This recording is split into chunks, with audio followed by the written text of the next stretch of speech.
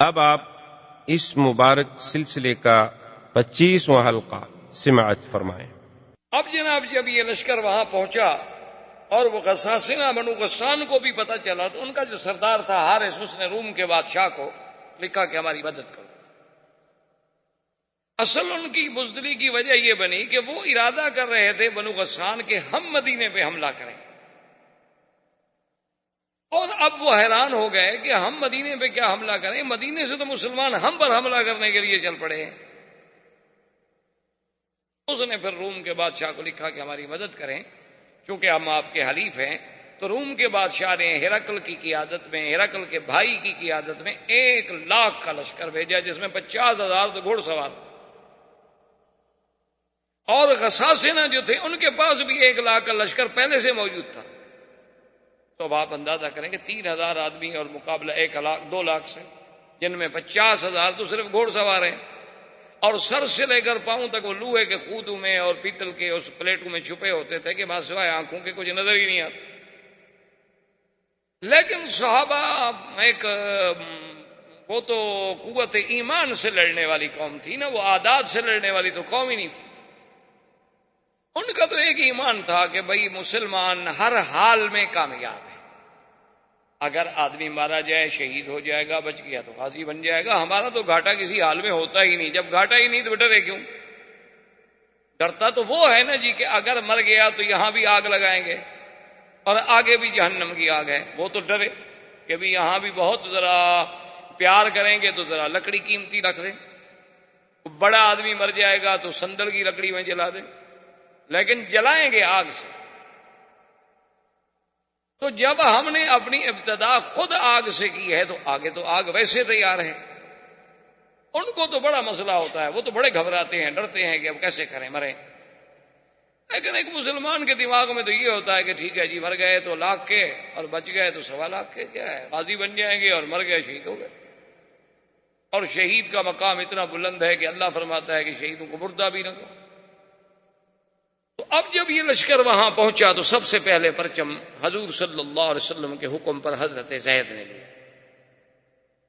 اور انہوں نے کہا کہ بھئی اب باتیں کرنے کا وقت تو ہے نہیں۔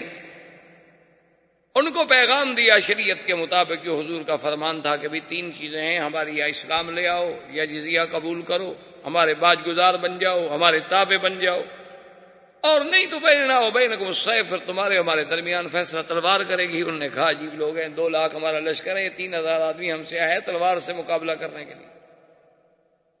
تو انہوں نے اپنے 5-4 ہزار آدمی کو حکم دیا کہ بھئی اب 2,00,000 کو لڑنے کی کیا ضرورت ہے، 3,000 کے مقابلے میں 4,000، 5,000، 6,000 بھیج دو۔ بھیج دیا، لیکن اللہ کی شان ہے کہ مسلمان اتنی طاقت سے اور اتنی قوت سے لڑے اور اتنی بے جگری سے لڑے کہ بھئی شام ہو گئی اور ان کی تو کشتوں کے پشتے لگا دیے مسلمان نے، اور مسلمانوں کا ایک بندہ بھی شہید نہیں ہوا۔ جب مغرب ہوئی جنگ ختم ہوگی۔ پہلے دور میں تو یہ ہوتا تھا نا، اب تو ریموٹ کنٹرول سے جنگیں ہوتی ہیں نا، اپنے ملک میں بیٹھو بٹن پہ ہاتھ لگاؤ بات ختم ہو گئی۔ وہاں تو یہ ہوتا تھا نا کہ جب رات ختم ہوگی جو مر گئے ہیں ان کو بھی تو اٹھانا ہے نا، اور پھر کوئی ایک دوسرے کو منع نہیں کرتا تھا۔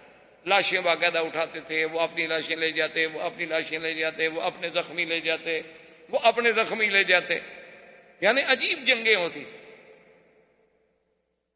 تبہ اکبر نے جب مدینہ منورہ پہ حملہ کیا اپنے دور میں، حضور صلی اللہ علیہ وسلم کی ولادت سے بھی پہلے جب مدینے پہ حملہ کیا تو عجیب اس نے رنگ دیکھا۔ اس نے اپنے علماء کو، رہبان کو بلایا کہ یار یہ کون سا شہر ہے جس پہ ہم نے حملہ کیا ہوا ہے؟ انہوں نے کہا جی یہ یثرب ہے۔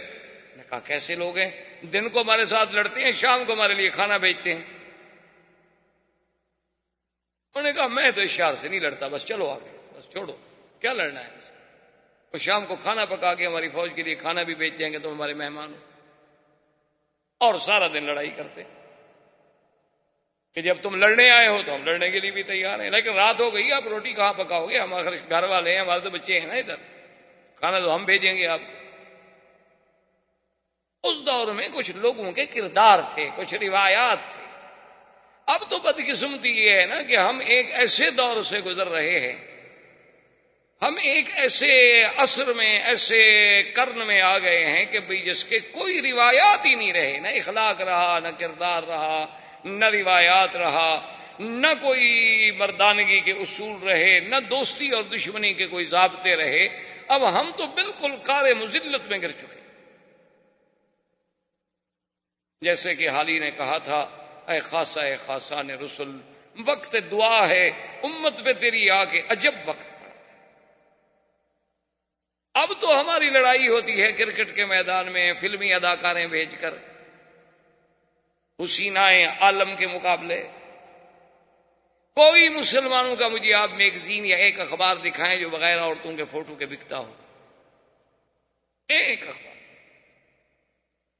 اور قدرت کی بات دیکھیں کہ ایک صفحے پر روضہ رسول اللہ کا منظر ہوگا اور حضور پاک صلی اللہ علیہ وسلم کی سیرت ہوگی اور کعبۃ اللہ کے دروازے کا منظر ہوگا، اور پچھلا صفحہ کھولو تو اس پہ عورتوں کے فوٹو، اندر کھولو تو فلموں کے اشتہار ہوں گے۔ یہ کون سا مسلمان ہے؟ ہم کیا ہو گیا ہے کہ مسلمان ہو کر وہ عورتیں جو فلموں میں کام کرتی ہیں وہ یہ کہتی ہیں کہ ہم مسلمانوں کی عزت ہیں؟ ہماری عزت اب طوائف ہیں اور کنجر رہ گئے۔ موسیقی ہمارے ہاں عبادت بن چکی ہے۔ کیا ہو گیا ہے لیکن اس زمانے میں کچھ کردار تھا۔ تو خیر جناب، شام ہو گئی، دوسرے دن پھر لڑائی ہوئی، مسلمان نے پھر جناب مارا ان، اور کچھ مسلمان بھی شہید ہوئے لیکن بہت تھوڑے سے۔ 6 دن تک متواتر قتال، اتنا شدید قتال کہ وہ رومی کہتے ہیں ہم نے دنیا میں ایسی لڑائی نہیں دیکھی، مسلمان کہتے ہیں ہم نے بھی ایسی لڑائی نہیں دیکھی۔ اتنا شدید قتال ہوتا ہے۔ اور اسی اثنا میں اب دیکھیں مقام نبوت اور شان نبوت کے حضرت زید رضی اللہ تعالی عنہ شہید۔ اب حضور تو مدینہ منورہ میں ہے اور جنگ موتا میں۔ حضور نے مسجد نبی میں بیٹھ کے فرمایا، صحابہ زید شہید، انا للہ و انا الیہ راجعون۔ حضرت زید شہید ہو گئے، اب پرچم جعفر نے اٹھایا۔ حضرت جعفر رضی اللہ تعالیٰ عنہ اتنی بے جگری سے لڑے کہ دشمن نے ہاتھ مارا تلوار کا، اور آپ کا دایاں ہاتھ کٹ گیا، آپ نے بائیں ہاتھ میں پرچم لے لیا۔ دوسرے نے تلوار کا وار کیا، آپ کا بایاں ہاتھ کٹ گیا، تو آپ نے اپنے سینے کے ساتھ اس کو لگا لیا کہ پرچم نہ گرے محمد رسول اللہ صلی اللہ علیہ وسلم۔ اتنے میں تلوار لگی حضرت جعفر کی، یہ کتف جو تھی یہاں تک نیچے سے کٹ گئی، حضرت جعفر بھی شہید ہو گئے۔ حضور صلی اللہ علیہ وسلم نے دوسری نماز میں جب حرم تشریف لے آئے تو آپ نے فرمایا، استشہد جعفر، میرا جعفر بھی شہید۔ اور حضور حضرت جعفر کے گھر میں تشریف لے گئے اور ان کے بچوں کو بلایا اور سینے سے لگا رہے ہیں، چمٹا رہے ہیں، پیار کر رہے ہیں۔ تو جعفر کی بیوی آ گئی، اس نے کہا، اخبرنی یا رسول اللہ، مجھے بتائیں بات کیا ہے، آپ نے کبھی ایسے نہیں کیا ہمارے بچوں کے ساتھ۔ حضور نے فرمایا، یا بنت استشہد جعفر، جعفر شہید ہو گیا۔ فبقى رسول حضور صلی اللہ علیہ وسلم، اور حضور صلی اللہ علیہ وسلم نے فرمایا، انی اریت، میں دکھلایا گیا ہوں کہ اللہ نے اس کو یاقوت کے دونوں ہاتھ بنا دیے ہیں اور وہ پروں کے ساتھ فرشتوں کے ساتھ جنت میں پرواز کر رہے ہیں۔ حضرت جعفر کے بعد عبداللہ ابن رواحہ نے پرچم لیا، عبداللہ ابن رواحہ بھی شہید۔ اس کے بعد ایک صحابی نے پرچم ویسے پکڑا کچھ دیر کے لیے، اور سامنے حضرت خالد ابن الولید آ گئے، اور یہ اسلام کا پہلا سریہ ہے، پہلا مارکہ ہے جس میں خالد مسلمانوں کی طرف سے شریک ہوا۔ 5 مہینے تو ہوئے تھے ابھی آپ کو اسلام لائے ہوئے۔ خالد ابن الولید رضی اللہ تعالیٰ عنہ کو اس نے کہا کہ دیکھو، میں نے تو پرچم ویسے پکڑ لیا ہے، میں تو کوئی کمان کرنا نہیں جانتا، مہربانی کرو اب مسلمانوں کا پرچم تم لو۔ اس نے کہا، دیکھو حضور پاک نے 3 کا نام لیا تھا، میرا تو نام ہی نہیں لیا۔ اس نے کہا، اس کا مطلب یہ تھوڑا ہے کہ تمہارا بھی نام لیتے، اب کسی نے تو آخر اس پرچم کو لینا ہے نا۔ تو خالد بن ولید نے پرچم لے لیا اور جنگ روک دی، اور وہ پیچھے ہٹ گئے، مسلمان پیچھے ہٹ گئے۔ حضرت خالد نے غور کیا، تدبر کیا کہ اب ہمارے پاس تو 2500 آدمی رہ گئے ہیں، اور ان کا اگر ہم نے 2500 بھی مار دیا ہو تو 2 لاکھ میں کتنی کم ہو گئے ہیں۔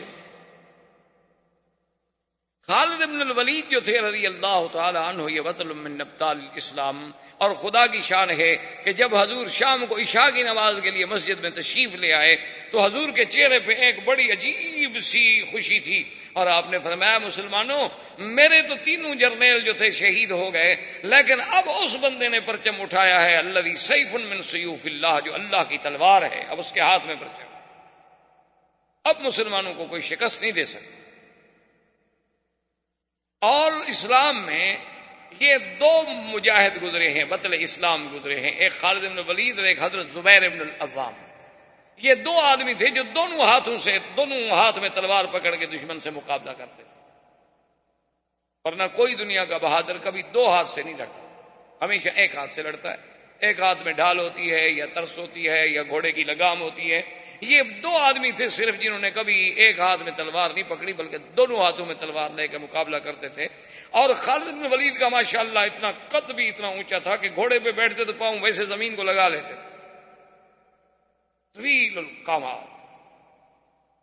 خالد بن الولید نے یہ کیا، اس نے اپنی فوج کو بدلا، کیونکہ اس زمانے میں اس طرح اصول ہوتا تھا کہ ایک ہوتا تھا میمنہ، دائیں ہاتھ میں فوج رہتی تھی، ایک میسرہ بائیں ہاتھ میں، ایک مقدمہ، ایک مؤخرہ اور ایک قلب، ایک آگے ایک پیچھے اور ایک درمیان۔ تو حضرت خالد بن ولید نے یہ کیا کہ جو میمنہ پہ تھے وہ میسرہ پہ لے آیا، جو میسرہ پہ تھے وہ میمنہ پہ لے آیا، جو مقدم میں تھے وہ مؤخر پہ لے آیا، جو مؤخر میں تھے وہ مقدم پہ لے آیا، اور سب کے پرچم بھی بدل دیے۔ اب جب صبح ہوئی تو رومیوں نے دیکھا، انہوں نے کہا جاءہم المدد من المدینہ، تو مدینے سے فوج اور آ گئی، ہم تو پہلے 3000 سے نہیں لڑ پا رہے تھے، یہ دیکھو پرچم بھی نئے ہیں اور یہ آدمی تو ہم نے کل نہیں دیکھے، یہ تو اور لوگ آ گئے۔ خالد بن ولید نے حکم دیا اور نعرہ تکبیر کہہ کے اتنی زور سے حملہ کیا کہ خالد کہتے ہیں کہ اس دن میرے ہاتھ سے 10 تلواریں ٹوٹ گئیں، مارتے مارتے قتل کرتے کرتے تلواریں ٹوٹ جاتی تھی، وہ پھینک دیتا تھا اور لے لیتا، تو وہ ٹوٹ جاتی تھی وہ پھینک دیتا تھا میں اور لے لیتا، اتنا مارا نا جی کہ اب ان میں افراتفری پھیل گئی، وہ دوڑے بھاگے، 2 لاکھ آدمی 3000 کے آگے بھاگ رہا۔ جب انہوں نے بھاگنا شروع کیا تو خالد نے آرڈر کیا اپنی فوج کو کہ پیچھے آؤ پیچھے آؤ پیچھے آؤ، ہٹو۔ اب نے کیا خدا کے بندے کیا کر رہے وہ بھاگ رہے ہیں؟ اس نے کہا وہ بھاگتے بھاگتے بھی رک گئے تو ہم سے زیادہ ہیں، کوئی عقل کرو، اب پیچھے آؤ اور ہٹو، واپس چلو مدینہ۔ اپنی فوج کو سالم لے جانا بھی تو بڑی بات ہے نا۔ حضرت خالد بن ولید اپنی فوج کو پیچھے ہٹاتے رہے۔ اچھا، ان کو اللہ پاک نے اتنا روب ڈال دیا تھا خالد کا کہ انہوں نے حملہ کرنے کی ضرورت نہ کی، افراتفری میں بٹ گئے، اس کے بعد جمع ہوتے رہے، 2-3 دن لگے، 2-3 دن میں قافلہ مدینہ منورہ تو بہت دور نکل گیا۔ جب صحابہ کو پتہ چلا کہ مسلمان تو ہزیمت کھا کے واپس آ رہے ہیں تو انہوں نے کہا فرارون فرارون، یہ لوگ ہیں جو بھاگ کے آ رہے ہیں دشمن کے مقابلے پہ۔ عورتوں نے کہا کہ ایسا کرو کہ اگر ہمارا خاوند بھاگ کے آ رہا ہے اور یہ بات سچی ہوگی تو میں اپنے گھر کا دروازہ نہیں کھولوں گی، بزدل آدمی میرا خاوند ہو۔ پہلے لوگ جو تھے وہ تو شجاعت اور بہادری کو عزت سمجھتے تھے، عورتیں بھی۔ جب بالکل مدینہ منورہ پہنچے حضور نے فرمایا نہیں، انہم لیسو فراری، وہ فراری نہیں ہے بل انہم کرارون، وہ تو پیچھے ہٹ کے پھر حملہ کرنے والے لوگوں میں ہیں، وہ بھاگ کے نہیں آ رہے۔ کیا کہہ رہے ہیں؟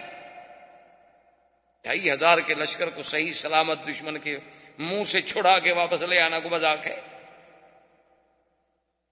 تو خیر یہ لشکر واپس آ گیا، اور اسی اسنا میں حضور صلی اللہ علیہ وسلم نے غزوہ ذات السلاسل کے لیے بنی قضاء پر حملہ کرنے کے لیے آپ نے عمرو بن العاص کو قائد بنایا، حکم دیا کہ ان پہ حملہ کریں۔ عمرو بن العاص جب چلے تو خدا کی شان دیکھو کہ عمرو بن العاص امیر ہیں اور حضرت ابو بکر بھی اس جنگ میں ساتھ ہیں، لیکن ان کو حضور نے امیر نہیں بنایا۔ حضرت عمر بھی ساتھ ہیں، ان کو بھی امیر نہیں بنایا، وہ تابع ہیں عمرو بن العاص کے۔ امتحان ہوتے تھے کہ بھی اللہ کے رسول کے حکم کی کیسے اطاعت ہوتی۔ جب یہ راستے میں چلے تو انہیں پتہ لگا کہ بنی قضاء جو ہے وہ تو بہت بڑا قبیلہ ہے اور ہم تو سارے 200 آدمی ہیں۔ انہوں نے پھر پیغام بھیجا حضور کی خدمت میں کہ ہم بہت تھوڑے ہیں اور ان کا لشکر بہت بڑا ہے ہماری مدد کے لیے۔ تو حضور نے ابی عبیدہ بن الجراح کو اور آدمی دے کے بھیجا ان کی مدد کے لیے۔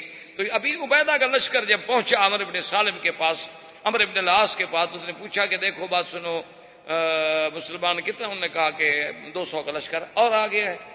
نماز کا وقت آیا تو سب نے کہا کہ ابھی عبیدہ چونکہ زیادہ بڑے تھے نا صحابیت میں کہ وہ نماز پڑھائے. عمرو بن العاص نے کہا کہ نہیں, وہ کیوں نماز پڑھائے؟ اللہ کے نبی نے مجھے امیر بنا کے بھیجا ہے, نماز جو ہے وہ تو امیر پڑھائے گا, کیونکہ اسلام کا یہ حکم ہوتا تھا کہ جو خلیفۃ المسلمین ہے وہ نماز پڑھائے,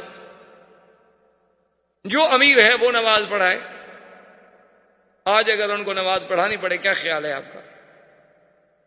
جن نے خود زندگی میں نہ پڑھی ہو تو پڑھائیں گے کیسے؟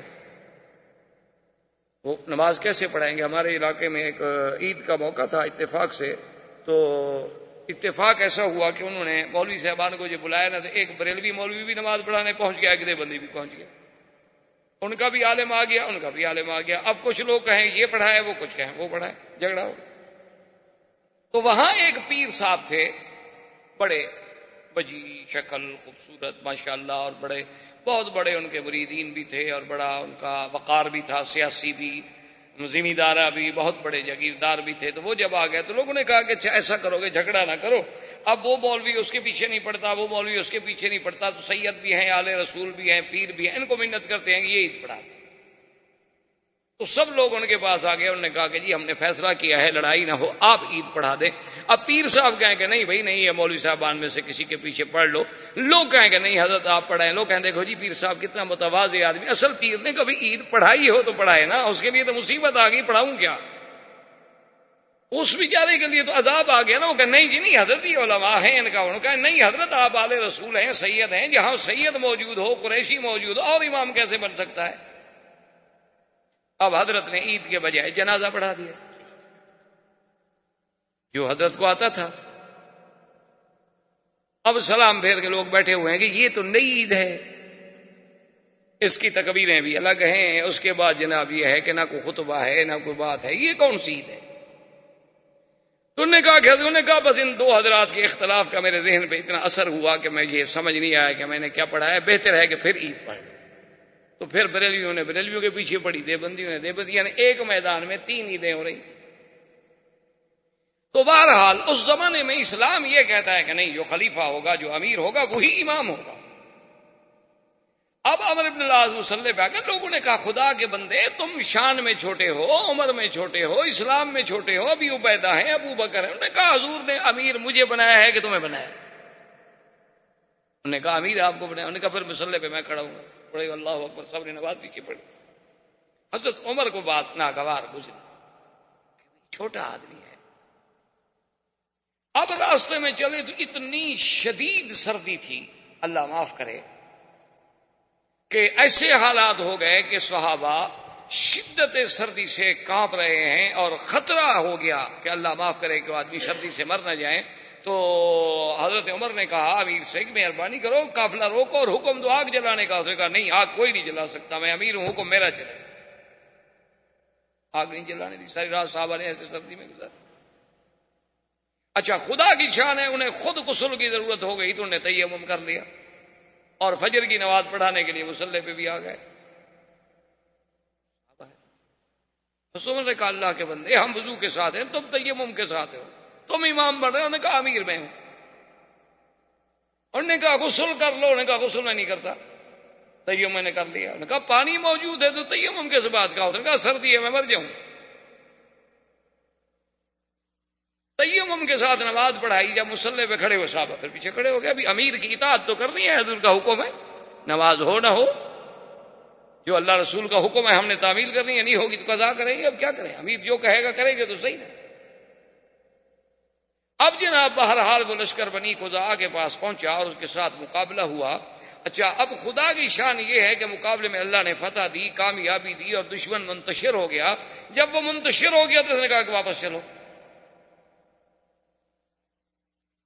حضرت عمر غصے میں حضرت ابو بکر کے پاس ہے. انہوں نے کہا یہ اچھا امیر ہے ہمارا بھائی, نہ آگ چلانے دیتا ہے, بغیر وضو کے حضرت نماز پڑھا دیتے ہیں. اب ہم جیت گئے, دشمن بھاگ رہا ہے, کہتے واپس آؤ. اب حکم نہ مانے تو امیر کی مخالفت ہے نا. حضور نے فرمایا من اطاع امیری فقد اطاعنی ومن عصی امیری فقد عصانی. جس نے میرے بنائے ہوئے امیر کی مخالفت کی اس نے میری مخالفت کی. اب مخالفت تو کر نہیں سکتے. حضرت ابو بکر نے کہا فہدایا, عمر ٹھنڈے ہو جاؤ, اللہ کے رسول نے, میں بھی موجود تھا, تم بھی موجود تھے, امیر اس کو بنایا ہے یا ہمیں بنایا ہے؟ نے کہا امیر تو ان کا پھر اللہ کی رسول کی مرضی، اور جب ہمارا ایمان ہے کہ اللہ کا رسول کوئی بات اللہ کے فرمان کے بغیر نہیں کرتے تو پھر اعتراض کرنے کی کیا بات ہے۔ واپس آ گئے، بہرحال حضور کو شکایت کی گئی، حضور نے عمرو بن العاص کو بلایا کہ بھئی تم نے بڑے صحابی کو نماز نہیں پڑھانے کہا، حضور امیر میں تھا۔ آپ نے فرمایا ہاں بات تو ٹھیک ہے، اور نے کہا تم نے آگ نہیں جلانے دی اللہ کے بندے، صحابہ ساری رات سردی میں ٹھٹرتے، اس نے کہا حضرت میں آگ جلاتا دشمن کو پتہ نہ لگ جاتا کہ ہمارے ہیں، آگ دیکھتا نہیں وہ، یہ بات بھی اس کی ٹھیک ہے۔ اس نے کہا اچھا پھر یہ ہے کہ تم نے تیمم کر کے نماز پڑھا دی، پانی موجود تھا، اس نے کہا آپ فرماتے ہیں کہ اپنے آپ کو ہلاکت میں نہ ڈالو، حضرت اتنی سردی میں اگر غسل کرتا میں تو مر جاتا، تو امیر کیسے بنتا؟ آپ نے فرمایا یہ جواب بھی اس کا ٹھیک۔ جب حضور نے فرمایا کہ اچھا جب بنو قذا پہ تم نے قابو پا لیا، وہ فرار ہو گئے اللہ کے بندے، تم نے اپنے لشکر کو حکم دے دیا کہ واپس مدینے چلو، اس نے کہا حضور ان کی مدد کے لیے فلاں جگہ سے لشکر چل پڑا تھا، اب اگر ہم رکتے تو ہم پہ حملہ کر کے کامیاب ہو جاتے، ہم جیت گئے، ان کو شکست دی، خیریت سے مدینے بھی آ گئے۔ حضور نے فرمایا بھی بات تو اس کی ٹھیک ہے۔ حضور نے اس کی ساری باتیں تسلیم کر لی، اور حضرت عمر اور صحابہ سے کہا کہ بھئی بات اس کی بالکل صحیح ہے، اور وہ جو کچھ کہہ رہا ہے کہہ صحیح رہا، تو لہٰذا اس کی بات جو ہے مان۔ اسی اثنا میں حضور صلی اللہ علیہ وسلم نے ایک سریے کو بھیجا، اعرابی تھا، ایک بدو تھا، اس کے ساتھ اعرابی تھے، صفا تھے، بڑے بہادر لوگ تھے، انہوں نے بھی اسلام کے خلاف حملہ کیا تھا۔ اب خدا کی شان ہے کہ 300 کا لشکر ہے اور صحابہ کے پاس کھانا ختم ہو گیا، کھانے کو کوئی چیز نہیں ہے، بڑے پریشان ہیں، دعا کرتے ہوئے سمندر کے کنارے کے قریب آئے تو دیکھا کہ ایک ٹیلا جیسے پڑا ہوتا ہے، کہ چلو دیکھیں کہ آگے ہے تو مچھلی، تو 3 مہینے تک صحابہ اسی ایک مچھلی سے کھاتے رہے، اس کا نام تھا امبر۔ یہ آج کل جو بازاروں میں امبر ملتا ہے نا، اتنے امبر، اصلی امبر جو ہے یہ مچھلی کے قے کرتی ہے، اور وہ سمندر میں تیرتا ہوا دریاؤں کے کنارے پہ آتا ہے تو وہ جاننے والے لوگ اس کو پکڑ کے لے آتے ہیں، اصل میں یہ اسی امبر مچھلی کی قے ہوتی ہے۔ تو وہ اتنی بڑی مچھلی تھی کہ جب صحابہ کھاتے رہے تو ان نے تجربے کے طور پر اس کی جو آنکھ کی گلائی تھی نا، اس میں 10 صحابی بیٹھ گئے، اور جب اس کے ڈھانچے کو کھڑا کیا تو ایک صحابی جو سب سے بڑے لمبے قد کے تھے، اس کو اونٹ کے اوپر کہا کہ تم کھڑے ہو جاؤ، اونٹ کے اوپر کھڑا ہوا لیکن پھر بھی وہ ڈھانچہ اوپر رہا، وہ گوشت کھا رہے ہیں اور اس کا جناب تیل استعمال کر رہے ہیں۔ صحابہ کو تو اللہ نے رزق دے دیا، واپس آئے، حضور نے فرمایا حل معکم شیء، اس میں سے مچھلی سے کچھ تمہارے پاس ہے؟ انہوں نے کہا حضور ہاں گھی بھی لائے ہیں، اس کا گوشت بھی ہے، آپ نے فرمایا لے آؤ مجھے بھی کھلاؤ، حضور صلی اللہ علیہ وسلم نے بھی وہ نوش فرمایا۔ اور اسی اثنا میں آپ نے پڑھا ہوگا انشاءاللہ یا سنا ہوگا کہ جب حدیبیہ میں صلح ہوئی تھی تو صلح میں ایک شرط یہ بھی تھی کہ جو قبیلہ جس کا حلیف بننا چاہے، قریش کا بنے یا اسلام کا بنے، تو بنو بکر بنے تھے حلیف قریش کے، اور بنو خزاعہ حلیف بنے تھے حضور صلی اللہ علیہ وسلم۔ تو اب بنو بکر نے شرارت کرنی شروع کر دی، وہ کیا کریں، رات کو جا کے بنو خزاعہ پہ حملہ کر۔ اچھا خدا کی شان ہے، حملہ کرنے جائیں، جو حملہ کرنے جائیں وہ مارے جائیں، بنو خزاعہ والے آگے ہوشیار وہ مارتے، ایک حملہ کیا مارے گئے، دوسرا حملہ کیا خود مارے گئے، تیسرا حملہ کیا خود مارے گئے۔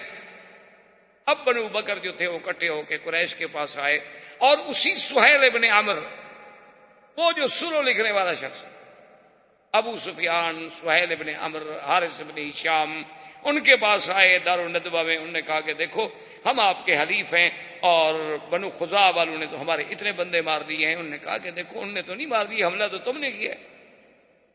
انہوں نے کہا ہم نے حملہ کیا، کچھ کیا، لیکن بندے ہمارے مارے گئے، ہم نے بدلہ لینا ہے، تم ہمارے حلیف ہو، ہماری مدد کرو۔ انہوں نے کہا اچھا یہ بات راز میں رکھو، کہیں حضور صلی اللہ علیہ وسلم تک مدینے میں نہ پہنچ جائے، چونکہ ہمارا تو معاہدہ ہے کہ لڑائی نہیں کرنی، لیکن ہم تمہاری مدد کریں گے۔ تو بنو بکر کو جب قریش کی مدد کا حکم ملا تو اور بہادر ہو گئے۔ اب بنو خزاعہ نے سوچا کہ یہ 2-3 دفعہ اپنے بندے مروا چکے ہیں اور بہت بڑی لڑائی کر نہیں سکتے، چونکہ معاہدے میں طے ہو چکا ہے 10 سال کے لیے جنگ نہیں ہونی ہے، تو اب جناب ان کے کچھ آدمی طواف کرنے کے لیے مکہ میں آئے اور اطمینان کے ساتھ بغیر کسی ہتھیاروں کے، اور بنو خزاعہ کا ایک سردار تھا، اس کا نام تھا بدیل ابن ورقہ، اس کا گھر مکے میں تھا۔ بنو خزاعہ کا قبیلہ تو باہر رہتے تھے، لیکن اس کا ایک گھر مکے میں بھی تھا، جب وہ مکے میں ہوتا تو اپنے گھر میں رہتا۔ یہ آدمی بیچارے آئے، ابھی یہ حرم میں داخل ہوئے اور بنو بکر نے قریش کے ساتھ مل کے حملہ کر دیا۔ جب حملہ کر دیا تو قریب کیا کریں، وہ تو بالکل نہاتے ہیں. وہ دوڑے اور بدیل ابن ورقہ اپنے سردار کے گھر پہنچے کہ بھئی وہاں جائیں، کم از کم ہمیں اس کے گھر میں پناہ مل جائے گی، اندر کوئی ہمیں ہتھیار مل جائیں گے. آگے آئے، خدا کی شان ہے، دروازہ بند ہے، وہ دروازہ بھی نہ کھلا. وہاں سے بھاگے، وہ حرم میں داخل ہو گئے. لیکن قریش نے اور بنو بکر نے، ان کے 23 آدمی جو تھے وہ اللہ کے حرم میں قتل. حالانکہ حرم میں تو کافر بھی نہیں لڑتے تھے. بہرحال جب وہ قتل ہو گئے، بنو خزاعہ کو پتہ چلا. بنو خزاعہ نے قریش سے کہا کہ بھی یہ تو غدر ہے، ہمارا فیصلہ کر. دار الندوہ میں اجتماع ہوا. ایک آدمی تھے عبداللہ ابن سعد ابن ابی السرح، یہ پہلے مسلمان ہو گیا، حضور کا کاتب تھا، وحی بھی لکھتا تھا، قرآن بھی لکھتا تھا. بعد میں یہ مرتد ہو کے بھاگ آیا، مکے آ گیا. وہ بھی موجود تھا. اس نے کہا دیکھو بات سنو، میں چونکہ مسلمانوں کے ساتھ رہا ہوں اور اللہ کے نبی کے ساتھ رہا ہوں، میں جتنے احوال کو جانتا ہوں تم نہیں جانتے ہو. میری اگر مشورہ مانتے ہو تو 3 باتیں ہیں، ان 3 میں سے کوئی ایک بات مانو. انہوں نے کہا کیا بات؟ انہوں نے کہا بات یہ ہے کہ تم نے عہد توڑا ہے. یہ عہد ہے کہ بھئی کوئی آدمی اب قریش اور حضور صلی اللہ علیہ وسلم کی جنگ نہیں ہوگی، اور جو حضور کا حلیف ہے وہ حضور کے ساتھ، جو تمہارا حلیف ہے تمہارے ساتھ. تو اس حلیف پر بھی اگر جنگ ہوگی تو وہ گویا مدینے والوں پر جنگ تصور ہوگی، اور تم نے بنو خزاعہ پہ حملہ کیا ہے، یہ تو اچھا نہیں. اور پھر اس سے بڑا کوئی جرم ہے کہ تم نے وہ حرم میں بھاگے بیچارے، تم نے حرم میں بھی قتل کر دیا. اب 3 باتیں ہیں، یا تو ایسا کرو کہ ان کے 23 آدمی مارے گئے ہیں، بنو بکر والوں میں بھی پیسے والے ہیں، تم بھی سردار ہو، پیسے اکٹھے کر کے ان کو دیت دے دو اور معافی مانگ لو کہ 23 آدمی کی دیت ہم دیتے ہیں. انہوں نے کہا نہیں، یہ تو کمزوری والی بات ہوئی نا کہ پھر ہم جائیں اور معافی مانگیں اور دیت ادا کریں. انہوں نے کہا اچھا اگر یہ نہیں کرتے ہو تو پھر ایسا کرو کہ بنو خزاعہ اور بنو بکر، ان دونوں سے کہو کہ آج کے بعد تم دونوں لڑو، مرو، بچو، جہنم میں جاؤ، ہم تمہاری کوئی مدد نہیں کریں گے. اور مدینے پیغام دے دو کہ جناب ان کی لڑائی ہوگی ہے لیکن ہم نے جواب دے دیا، ہم اپنے حلیف کی مدد نہیں کر رہے، آپ بھی اپنے حلیف کی مدد نہ کریں. تو یہ ایک معقول بات ہوگی اور حضور مان لیں گے. انہوں نے کہا کہ ہمارے حلیف ہیں، ہم ان کو چھوڑ تو نہیں سکتے. اچھا تیسری بات بتاؤ کہ تیسری کیا ہو سکتا؟ تیسری پھر تیار ہو جاؤ، تلواریں تیار کرو، حضور حملہ کریں گے. وہ اپنے حلیف کو نہیں چھوڑیں، وہ اپنے خلفاء کی مدد کریں. انہوں نے کہا اچھا ٹھیک ہے بھائی، دیکھا جائے گا. اس کے بعد انہوں نے سوچا کہ بھی معاملہ تو خراب ہو گیا ہے اور نقض عہد بھی ہم سے ہوا ہے. انہوں نے کہا ایسا کرو ابو سفیان کہ تم چلے جاؤ مدینہ منورہ اور کسی طریقے سے حضور صلی اللہ علیہ وسلم سے یہ کہو کہ حضور بڑا اچھا وقت گزر رہا ہے اور دیکھیں نا ماشاءاللہ آپ کو بھی اطمینان ہے، ہمیں بھی اطمینان ہے، آپ بھی اپنی دعوت اسلام دے رہے ہیں، ہم اپنا کام کر رہے ہیں، تو یہ عقد جو ہے نا ہم دوبارہ آئے ہیں تجدید کرنے کے لیے، اور مدت 10 سال کے بجائے 20 سال کا. ہم چاہتے ہیں آپ کی صلح ہماری اور قائم رہے. اور اگر حضور نے تجدید عہد کر دی اور مدت بڑھا دی اور دستخط کر دیے تو پھر حملہ نہیں کریں گے، کیونکہ تازہ عقد تجدید ہو گیا. اگر وہ بنو خزاعہ کا بدلہ لیتے تو عقد تجدید نہ کریں. عقد تجدید ہو گیا تو اب بنو خزاعہ کا کیسے مدد کریں گے؟ انہوں نے کہا کہ ہاں تلک المکیدہ، یہ ہے چال، اگر اس میں ہم کامیاب ہو جائیں تو پھر تو کام بن سکتا. ابو سفیان کو انہوں نے کہا کہ چونکہ مکے کے سردار تم ہو، یہ کام تم کر سکتے ہو، اور تو کوئی چھوٹا موٹا آدمی تو کر نہیں سکتا. حضور ہر کسی کی بات تھوڑی سنیں گے. ابو سفیان چل پڑا مدینہ شریف کے لیے. اور انہوں نے کہا کہ ابو سفیان یہ کام جلدی کرو، حضور کو کہیں یہ پتہ بھی نہ لگ جائے کہ ہم نے بنو بکر کے ساتھ مل کے بنو خزاعہ کو نقصان پہنچایا ہے. لیکن بنو خزاعہ والوں نے، ایک ان کا شاعر تھا سالم ابن عمر، اس کو بھیجا کہ تم فوراً مدینے پہنچو اور حضور کو خبر دو کہ ہمارے ساتھ یہ ہو گیا. سالم ابن عمر نے تو جی ایسے سفر کیا، حالانکہ وہ شاعر آدمی تھا لیکن اپنی قوم کا درد تو ہر کسی کو ہوتا ہے نا جی. وہ رات اور دن اپنا اونٹ دوڑاتا رہا، آرام تک نہیں کیا. وہ تو جو 6 دن کا سفر تھا نا 3 دن میں کر کے مدینے میں پہنچ گیا. حضور بیٹھے ہوئے تھے مدینہ مسجد نبوی میں، صحابہ بیٹھے ہیں، تو آیا رونا شروع کیا اور اس نے مرثیہ پڑا اپنی قوم کا کہ میرے جوان کیسے ان کی لاشیں حرم میں پھڑک رہی ہیں، 23 سر کٹے ہوئے ہیں اور 23 انسانوں کے ٹکڑے جو ہیں اللہ کے حرم میں بکھرے پڑے ہیں، اور قریش جو ہیں وہ بنو بکر کی مدد میں ہیں اور ہم لاوارث ہو گئے، ہمیں ہمارے حلفاء جو ہیں پوچھتے نہیں.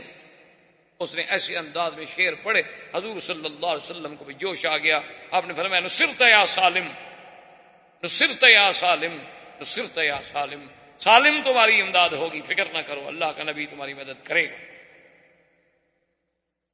بدیل ابن ورقہ جو ہے وہ بھی وفد لے کے چل پڑا حضور کو خبر دینے کے لیے. ان کا جو سردار تھا بنو خزاعہ کا آیا، اس نے کہا حضور ہمارے ساتھ تو ظلم ہو گیا کہ 23 جوان اور طواف کرتے ہوئے اللہ کے حرم میں قتل کر دیے جائیں، اس سے بڑا کوئی ظلم ہے؟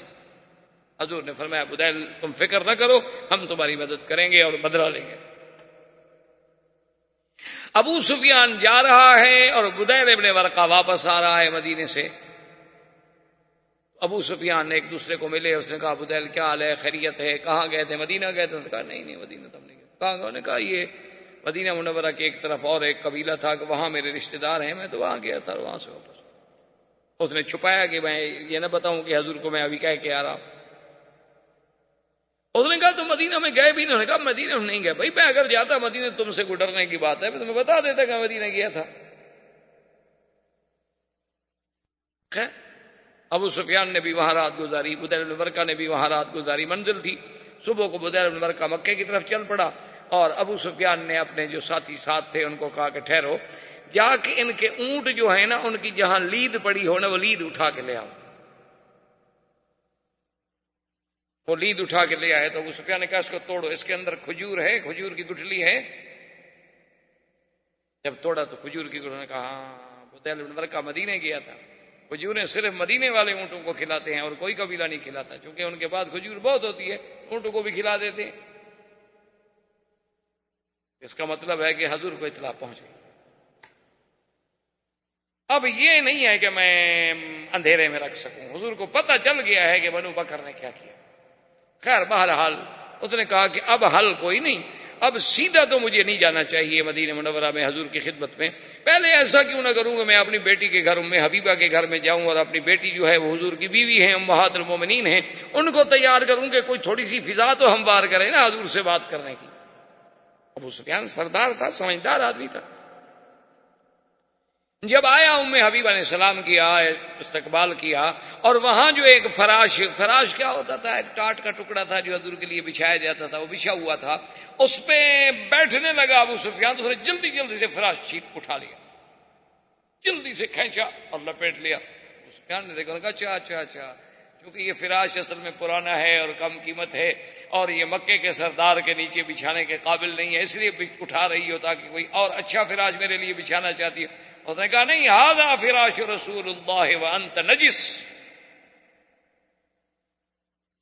اس نے کہا یہ میرے مدنی محمد مصطفیٰ کا بستر ہے اور تم مشرک ہو، پلید ہو، اللہ کے نبی کے بستر پہ نہیں بیٹھ سکتے. آج ہماری بیٹیوں میں بھی اسلام کی ایسی غیرت ہے، جنہوں نے مونالیزا اور ڈیانا پڑھنی ہو، اس میں کیا غیرت آئے گی بھائی؟ وہ تو وہی سیکھیں گی نا جو کچھ ان کا کردار تھا، وہ بھی وہی سیکھیں گے کہ ہوٹلوں میں کیسے رہتے ہیں، گاڑیوں میں کیسے جاتے ہیں، شراب کیسے پی جاتی ہے، شیمپین کے دور کیسے چلتے ہیں. انہوں نے تو پھر وہی سیکھنا ہے نا جن کی وہ متبع ہیں، جن کی اقتداء کر رہی ہے. ام حبیبہ ہے، اس نے کہا ام حبیبہ اصابک شر من بعدی، مجھ سے دور ہو کر تیرا اخلاق بھی بگڑ گیا. اس نے کہا اخلاق کی بات نہیں، اب تمہارے اور ہمارے درمیان میں اسلام اور کفر کی دیوار ہے. میں سب سے پہلے حضور سے پوچھوں گی، ورنہ تو میرے گھر میں بیٹھ بھی نہیں سکتے، کھانا بھی نہیں کھا سکتے، رہ بھی نہیں سکتے جب تک مجھے حضور اجازت نہ دے. تو مشرک ہو، ہم مسلمان ہیں، اب باپ بیٹی کا کیا رشتہ؟ حضور کی خدمت میں حضور نے فرمایا سلی آپ، تمہارا باپ ہے، احترام کرو، کھانا کھلاؤ، دعوت دو. یہ ٹھیک ہے، کافر ہے تو کافر ہے، تمہارا تو باپ ہے نا. خیر بہرحال اس کے بعد ابو سفیان آیا، حضور سے ملا. حضور نے فرمایا ہاں ابو سفیان ما جاء بک، کیسے آیا؟ اس نے کہا حضور آپ کا اور ہمارا ماشاءاللہ دیکھیں کیسا خوبصورت وقت گزر رہا ہے اور بڑی تمام قبائل مطمئن ہیں اور لوگ مطمئن ہیں، اللہ کا کعبہ آباد ہے، ہم بڑے مزے میں ہیں، آرام سے تجارت ہو رہی ہے. اور آپ کی دیکھیں بادشاہوں کو، ہرقل کو بحرین میں، عمان میں، ہر جگہ دعوت جا رہی ہے. ہم اس لیے آئے ہیں کہ عقد تجدید فرما دیں اور مدت بھی 10 سال کے لیے بڑھا دیں، ہم تو اس لیے حاضر ہوئے ہیں. حضور نے فرمایا لا نخون ولا نغدر یا ابی سفیان، ابو سفیان ہم نہ تو کبھی خیانت کرتے ہیں اور نہ اپنے عہد میں کبھی غدر کرتے ہیں. اب یہ عہد تجدید نہیں ہو سکتا. انہوں نے کہا حضور کیا کہہ رہے ہیں، کمال ہے آپ کی، ہمارے تو کوئی شکایت نہیں ہے. اس نے کہا ما فعلتم ببنی خزاعہ، ابو سفیان تم نے بنو خزاعہ کے ساتھ کیا کیا؟ اللہ کے حرم کا بھی لحاظ نہیں کیا اور پھر عقد بھی تجدید کرانا چاہتے ہو. جان کے تو پاؤں کے نیچے زمین نکل گئی. اس نے کہا اب کیا ہو سکتا، حضور کو تو پورا پتہ ہے. ابو سفیان بھاگا حضرت ابو بکر کی خدمت نے کہا ابو بکر انت سید القوم، تم بھی تو سردار، افعل خیرا لک الشرف الى آخر الدہر. ابو بکر مہربانی کرو تم معاہدے پہ سلو کے دستخط کر دو، حضور نہیں کرتے نہ کریں. تم بھی تو سردار ہو نا، تم بھی تو مسلمانوں کے بڑے ہو، تمہارا قریش پہ احسان ہو جائے گا سلو، اور قیامت تک یاد کیا جائے گا کہ ابو بکر سلو کل آدمی تھا کہ چلو اللہ کے نبی نے نہیں مانا. نے کہا ابو سفیان کیا کہہ رہے، حضور نے دستخط نہیں کیے میں کر دوں، کیا کہہ رہے ہو، عقل سے بات کرو. فذهب الى عمر، حضرت عمر کی خدمت میں آ گیا. حضرت عمر نے کہا یہی بڑی بات نہیں کہ میں تمہیں کچھ نہیں کہہ رہا. حضرت عمر نے کہا مجھ سے تم معاہدے پہ دستخط کرانے آئے ہو، میرا یہی احسان نہیں مانتے ہو کہ میں نے صبر کیا ہوا ہے، تمہیں دیکھ رہا ہوں اور کچھ نہیں کہہ رہا، ورنہ میری تو تلوار تڑپ رہی ہے. تم مجھ سے معاہدہ کرانے آئے ہو حضور کے خلاف. ابو سفیان تمہارا ہمارا عہد اگر نہ ہوتا نا، اور تم ہمارے پاس مدینے میں نہ ہوتے، آج مہمان قاصد سفیر ہو، بس مہربانی کرو میری آنکھوں کے سامنے سے چلو. حضرت عثمان کے پاس آئے، حضرت عثمان نے جواب دے دیا. حضرت علی کے پاس آئے، حضرت علی نے جواب دے دیا. ابھی بھی فاطمہ کے پاس چلے گئے. انہوں نے کہا بی بی فاطمہ آپ بھی تو بنت رسول اللہ ہیں، آپ اس معاہدے پہ دستخط کر دیں. انہوں نے کہا انما امرأ یا ابی سفیان، عقل کی بات کرو، میں عورت ہوں، عورتیں کبھی معاہدہ کرتی ہیں. اس نے کہا اچھا یہ چھوٹا جو ہے کون ہے؟ اس نے کہا حسن میرا بیٹا ہے. اس نے کہا چلو یہ دستخط کر دے. اس نے کہا 4 سال کا بچہ ہے حسن. اس نے کہا ایسے ایک لکیر مار دے، میں قریش والوں کو تو کہہ سکوں نا کہ چلو حضور کے بیٹے نے دستخط کر دیا، حضور نے نہ صحیح، حضور کا بیٹا تو ہے نا. اس نے کہا ابو سفیان تمہارا دماغ تو نہیں چل گیا، کیا کہہ رہے ہو، یہ چھوٹا سا بچہ شروع کر دے. فرجا، اب ابو سفیان ناکام. اس نے کہا کہ بس اب میرا جو وہ طریقہ تھا نا، میرا مقصد تو یہ تھا نا کہ اگر کوئی ایک صحابی بھی دستخط کر دیتا تو اب باہر کے قبائل تو نہیں جانتے نا کہ حضور پاک نے دستخط کیے ہیں یا قبیلے نے کسی ابو بکر عمر عثمان نے دستخط کیے. میں تو شور کر دیتا نا کہ صحابہ نے دستخط کر دیے، معاہدہ ہو گیا، اور اس کے بعد معاہدہ توڑ رہے ہیں. بہرحال ابو سفیان واپس آ گیا اور حضور صلی اللہ علیہ وسلم نے سیدہ عائشہ صدیقہ رضی اللہ تعالی عنہا کو حکم دیا کہ تجہزی عائشہ، میرے لیے سامان تیار. حضرت ابو بکر آئے، دیکھا بی بی عائشہ حضور کی زرہیں ہیں، حضور کی تلواریں ہیں، حضور کا سامان صاف کر رہی ہیں، تیار. اس نے کہا الا این یا عائشہ، کیا تیاری ہو رہی ہے؟ اس نے کہا لا عالم یا ابت، حالانکہ اس کو پتا تھا لیکن راز ہے رسول اللہ کا، بیٹی اپنے باپ کو بھی نہیں بتا رہی. کہا اللہ کے نبی کا راز ہے. انہوں نے کہا ابا جان مجھے نہیں پتا. حضور صلی اللہ علیہ وسلم نے بڑے بڑے صحابہ کو حکم دیا کہ بھی تیاری کرو، لیکن یہ کسی کو پتا نہیں کہ کہاں جانا.